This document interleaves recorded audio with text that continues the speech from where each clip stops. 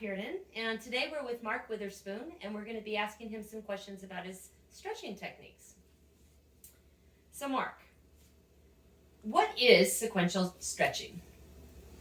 Well, sequential stretching is what I call my flexibility technique that I've been developing over about the last 3 years. It's sort of an offshoot of yoga and a few related flexibility disciplines like that. But the basic idea is um, stretching should be done very, very gently, very slowly, and very mindfully are kind of the three key mantras that I often mention in my stretching videos. And so this, I developed this because I had some flexibility issues myself and had some pain in especially my upper back and shoulders where I had lost flexibility so badly that sometimes even just regular motions with my head or my neck would trigger some awful muscle spasms. And I'd seen doctors about this. I'd gone to chiropractors. I'd taken yoga classes, had physical therapy, and it all seemed to help a little bit here and there, but the problems I was having in my shoulders and neck kept coming back. And it got so when I was working at my last job, I would have to take a break. I think it was every 20 minutes I would have a timer come up to do these stretches that these people had given for me and that kept the pain away for the most part. But I really didn't find anything that worked until I combined some things that I've learned. One of them was learned from primarily a physical therapist, and as well as some things from a singing class that I'd taken recently. And I found that when I was stretching, I was being much too rough with myself. I was going way too deep into the stretch, way too quickly. And, I was following the examples of other people that had, a lot of them were really flexible themselves. But I don't think a lot of people knew good ways to stretch when you have really bad flexibility. Right.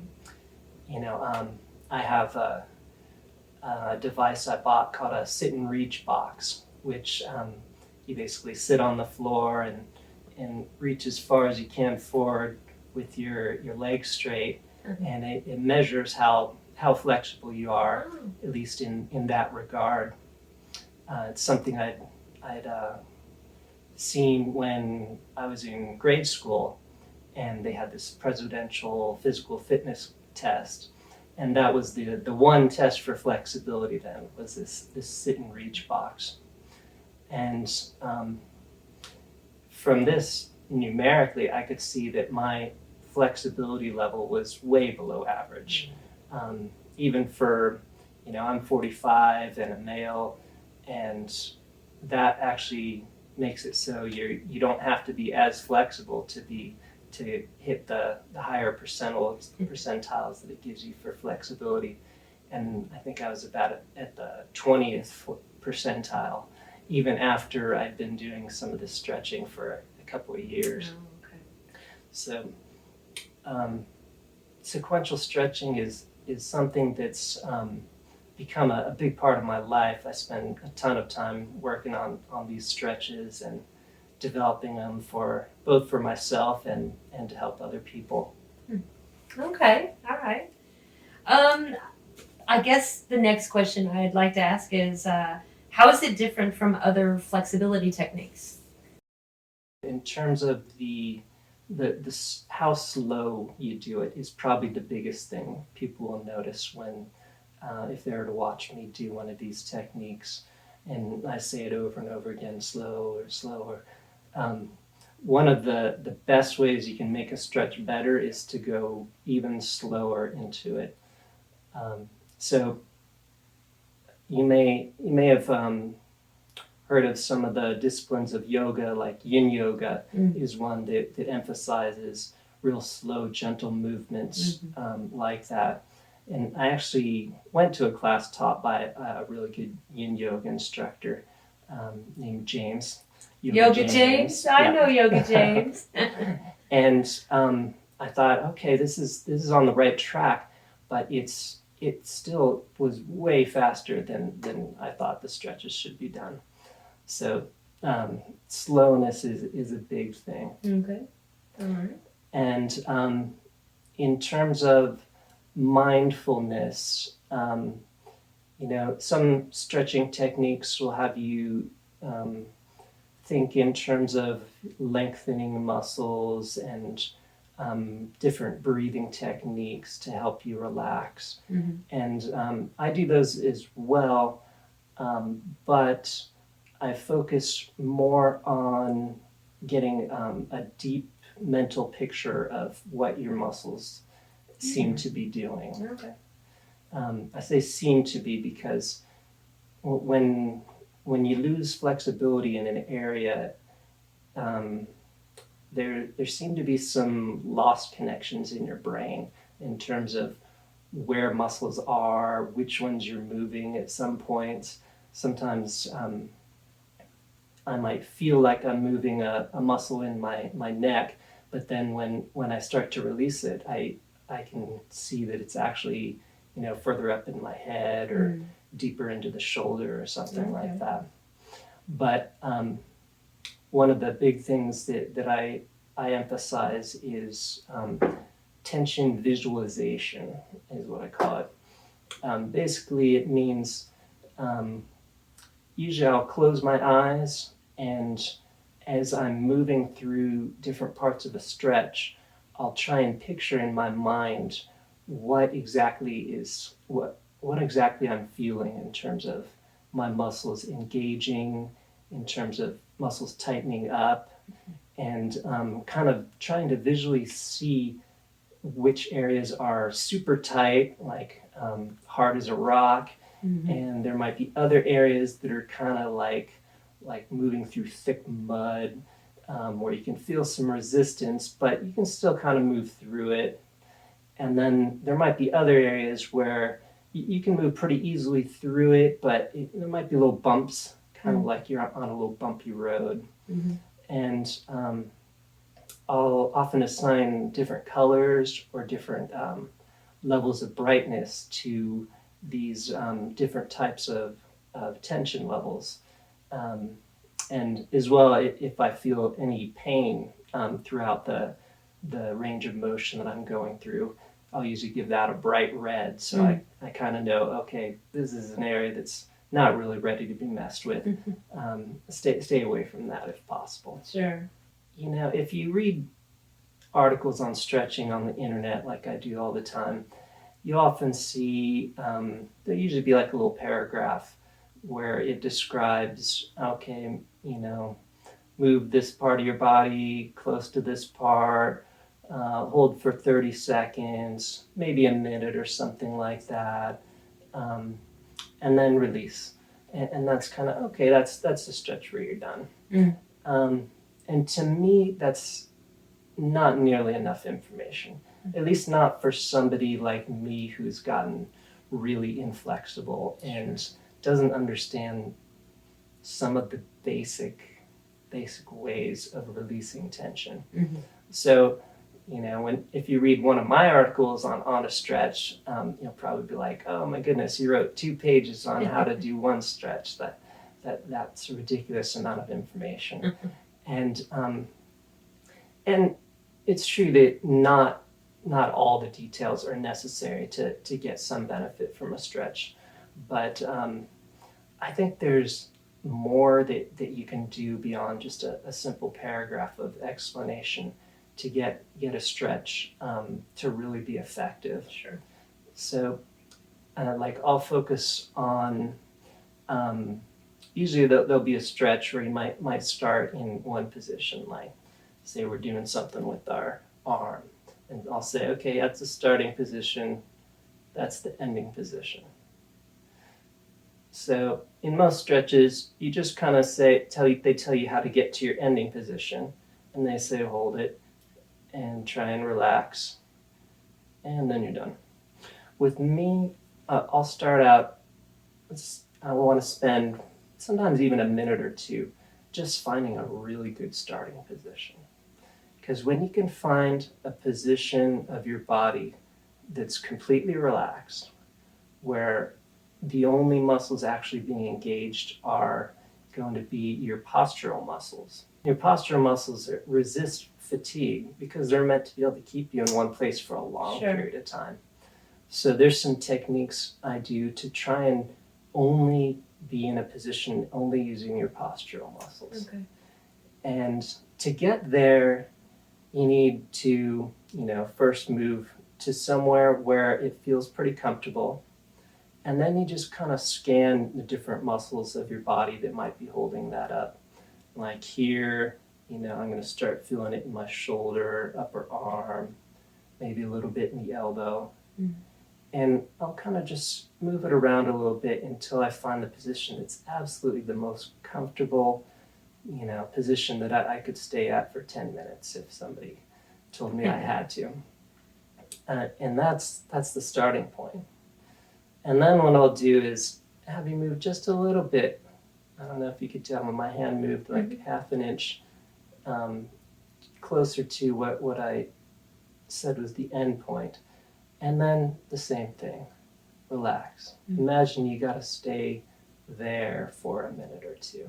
Okay. See if there's anything you could release. And then just go a little bit further, a little bit further. And then eventually, as I speed things up, you get to the end point. Okay. And then you relax it there. I see. So that kind of implies one big way it differs is these take quite a lot more time than most stretching techniques. Sure. But I think they're more effective as a result. Okay. All right.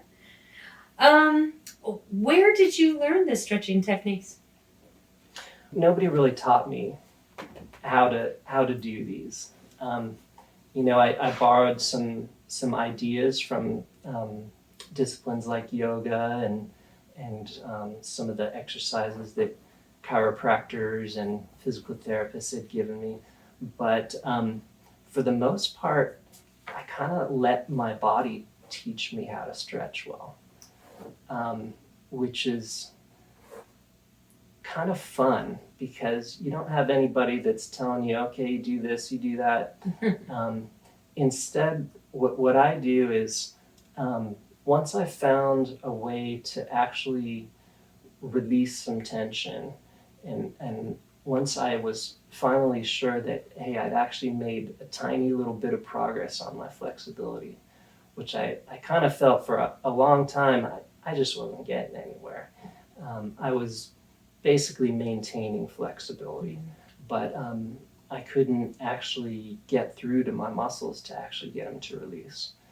And so once I found some ideas like what I call the micro release, which is a tiny, tiny little release of tension, maybe just a few muscle fibers that were tight and weren't moving when they should have been, feeling those come alive. And when I finally got some effective stretching techniques, I would feel these micro releases all over the places.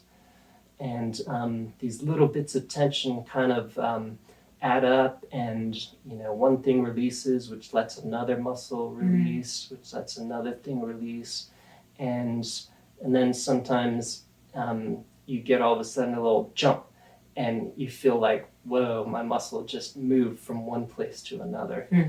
I call those mini releases because they're still a small release of tension. It's not going to all of a sudden increase your range of motion for something, but as you add up and you do enough of these, they can. And so once I found that, I can get a lot of these little micro releases, and what these are they kind of feel like little clicks, little pops, little tingles sometimes, depending on the muscle. That muscles have a lot of different ways to let you know, okay, all of a sudden I'm moving again. I hadn't before. Sometimes I'll even feel like an area get warmer, like it feels like, there's blood flow to an area that hadn't had blood flow in a long time. Little things like that.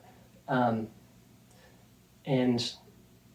once I said, okay, all right, now let's assume that these little releases of tension are the goal. And if I've got a lot of tension in these, I might need to release, 100 million of these little bits in order to actually get a noticeable range of motion improvement. So then I just tried moving my body in different ways that optimized for the maximum amount of these micro releases and mini releases throughout my body.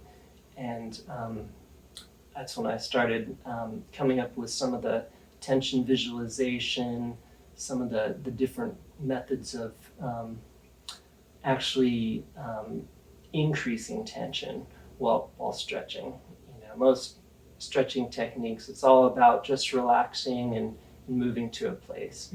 And that's great, and that'll get you a lot of the way. But sometimes when you've got tense muscles, it's just the fact that one of those muscles has kind of either forgotten how to move when it's supposed to move at a certain point, or it's that you have an issue where you're engaging a muscle that you shouldn't, and that's preventing the postural muscle from engaging when it should.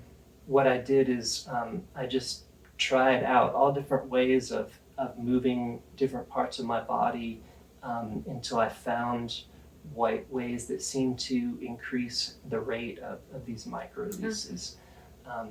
So then, that becomes, once I can find a way to get a good number of releases in a stretch, okay, that becomes a stretch that becomes part of my regular repertoire. And then I tend to focus on the stretches where I can get the most of them easily. Okay. All right. And then to keep from getting too sore from some of these stretches, because I like to do them a lot, is often find ways to not only get the most releases, but to do it in the most gentle and relaxed method possible. Because when you do that, you can stretch for a long time without having any trouble. Okay. All right. I guess the next question I have is, how have these techniques affected your body so far? Well, so I've had different goals through it, and some of them I've accomplished. I've improved my sit and reach flexibility slightly. Still I'm not at like the 50th percentile, which is just like an average person, how flexible they are. So I've still got a long ways to come in terms of my flexibility. But I've found, for one thing, the upper back and neck troubles that I used to have and was going to doctor after doctor for, they're just gone. That's amazing. Yeah.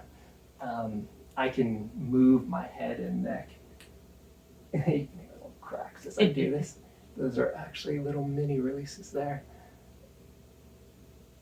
In huge, much bigger range of motion than I was ever able to. That's I used to be able to go like that, and I it kind of felt like that's all my head and neck could do, because you just kind of feel like you hit a wall when you get to a certain point.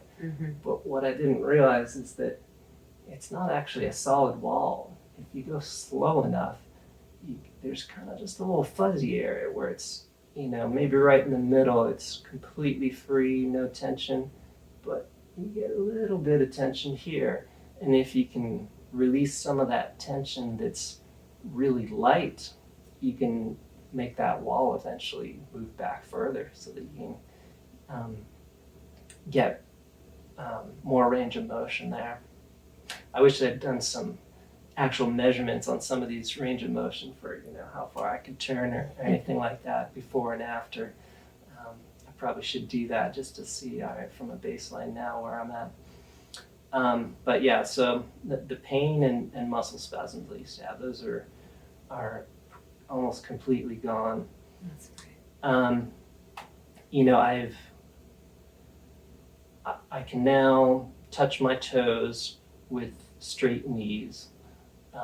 It's a bit of a process to get there because it's still very tight. Like I like to rate tension levels from like a 0 to 10 scale. 0 being completely loose, you don't feel anything, to a 10 is, oh my God, there's pain. Send me to the hospital. Level of tightness.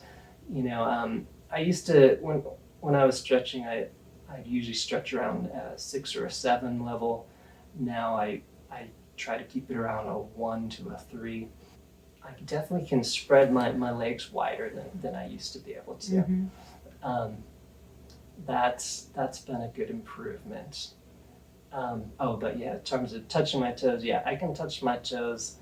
I wouldn't do it without warming up considerably first because, like I said, it takes me to about a 7 or an 8 in terms of tension in order to actually touch my toes without bending my knees. So I usually do stretches that are like touching my toes, but I don't go as far into them so that I can keep them at that lighter level of tension, which is safer and feels a lot better because you're not pulling against tight things and fighting your body. But I actually can physically touch my toes without bending my knees, so that's awesome. been nice to have. Eventually, I want to be able to get so I can just bend down and have it be at 1 or 2 level of tension all the way down to my toes.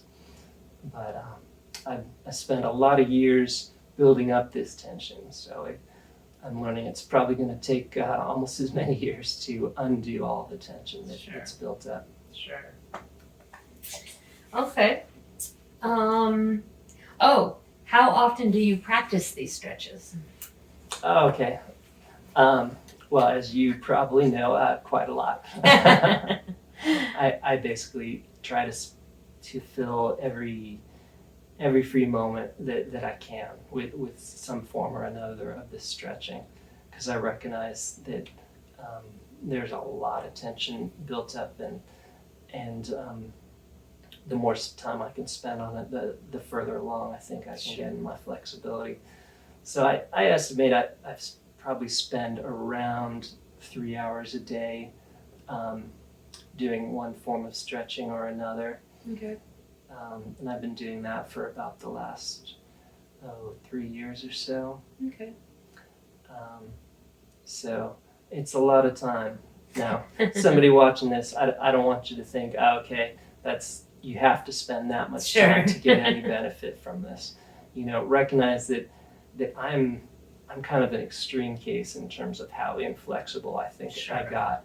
So it's going to take a lot for me. Sure. But other people, if you're just looking to make an impact, within a few months of doing this, I mean, I had people noticing improved flexibility. I had awesome.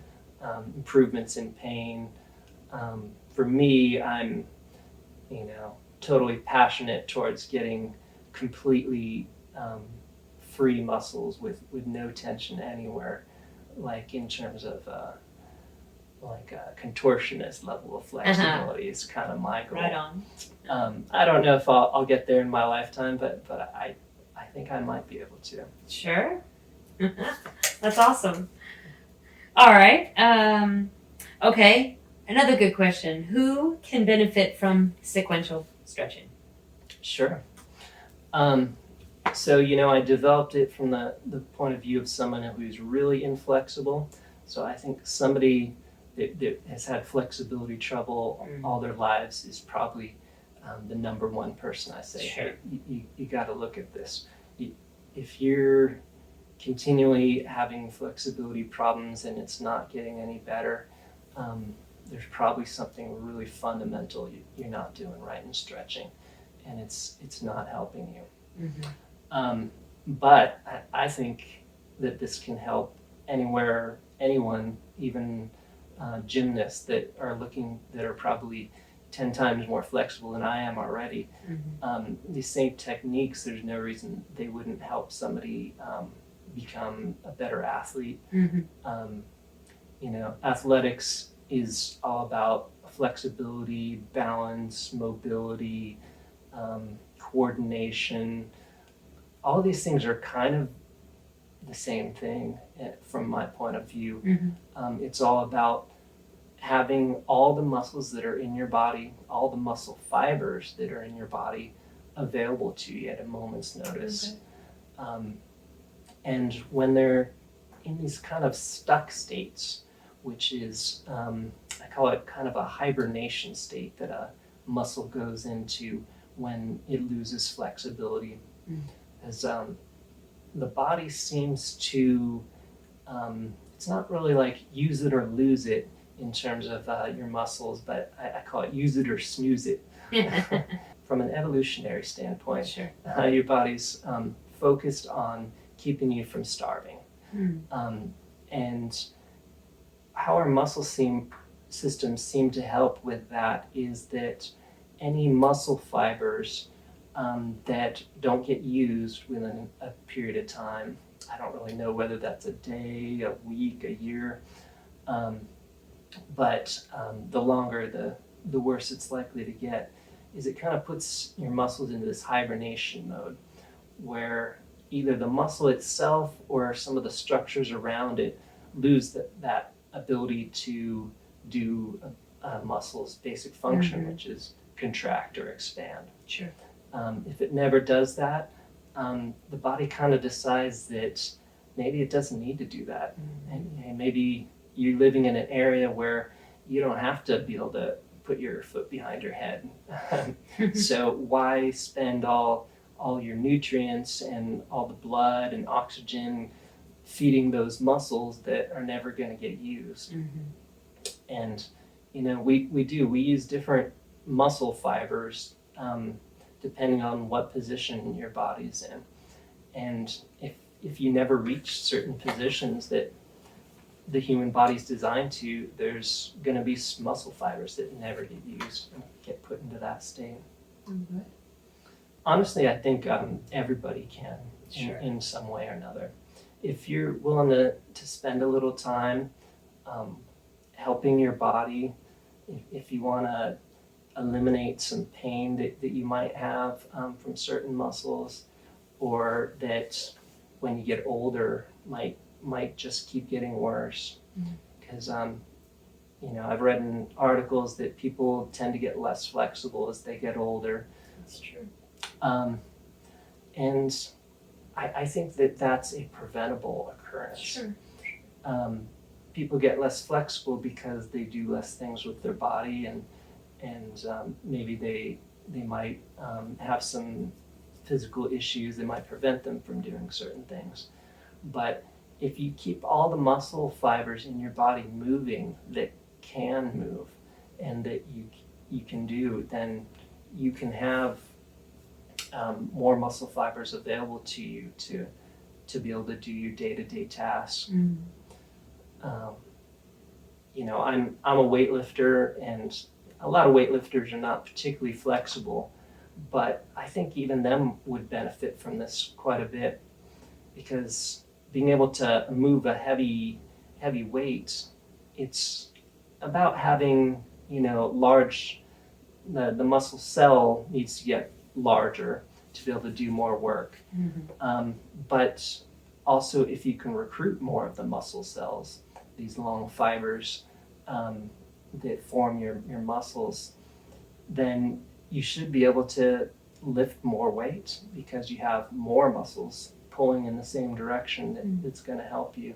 More muscles available to stabilize yourself in different positions.